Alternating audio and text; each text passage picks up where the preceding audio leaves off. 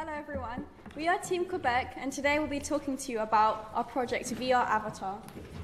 So I think we can all agree that VR is really cool. With a quick show of hands, we'll do some audience participation. Has anyone here seen the movie or read the book Ready Player One? All right, so for those of you who haven't seen it, he basically imagines a future where everyone interacts and exists in the same shared VR world, and wherever you go, you look the same. And that's basically the core of our project. It's to create a virtual avatar that remains consistent between wherever you go and lets you change facial expressions. And this involved creating a model that embodied yourself. So our first step to this was seeing the body. Do you want to explain on that, Seb? So the first thing we did was create this sort of initial concept. We had a lot of inspiration from the Mii's in the Wii system, where wherever game you enter, you look the same. So it's the same sort of concept. So the first thing we did was make a mirror and play around with the game engine that we were using. And then we needed to make the body move. And this is done via something called inverse kinematics. It takes the positions of hand controllers and your headset, and then calculates the positions of the rest of the joints, so the elbows, the shoulders, etc. What we'd have to do for this is represent the skeleton within the IK, and each limb is represented by a chain joined together. We used something called Fabric. It's an algorithm that could compute and make sure that the hands pointed toward the target positions, and then refined this movement to make it look slightly more natural by applying joint constraints. For example, making sure that the knees don't bend backwards. So here is what our VR avatar initially looked like, just a set of points. And then we added boxes to show where the hands and the head would be. And then we put it inside our world, our VR world. So this is where we were about halfway through the project. We had this skeleton that moved as you moved, but this is clearly not a very immersive experience. No one really wants to look like a bunch of lines and circles. So the missing link was creating models that could represent you.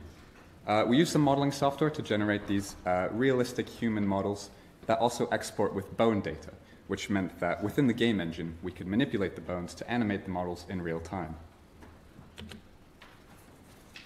So one of the difficulties that we came across was the fact that our API is quite portable. It generates these global skeleton points, whereas every game engine will represent models differently.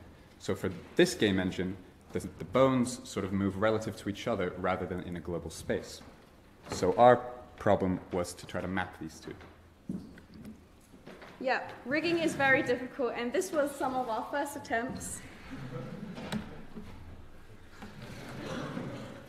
It was quite challenging because, as Zeb said, we would have skeleton coordinates in global world coordinates, but then we had model space coordinates, and then we'd have local space coordinates where bones were mapped relative to each other. So it was very difficult, and we had to apply transformations to be able to map between them. So those problems, along with the fact that we didn't quite understand what quaternions were, and the fact that we only had one headset, so at any time only one person could test with the headset, made this the most challenging part of the project. However, Kier, who couldn't make it here today, spent a lot of evenings working on this, and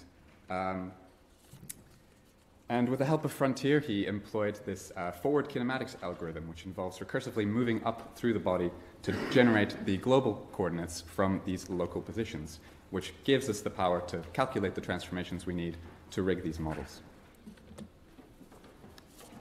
As we were approaching the deadline, we were able to finally rig our models so we had something to display within our world.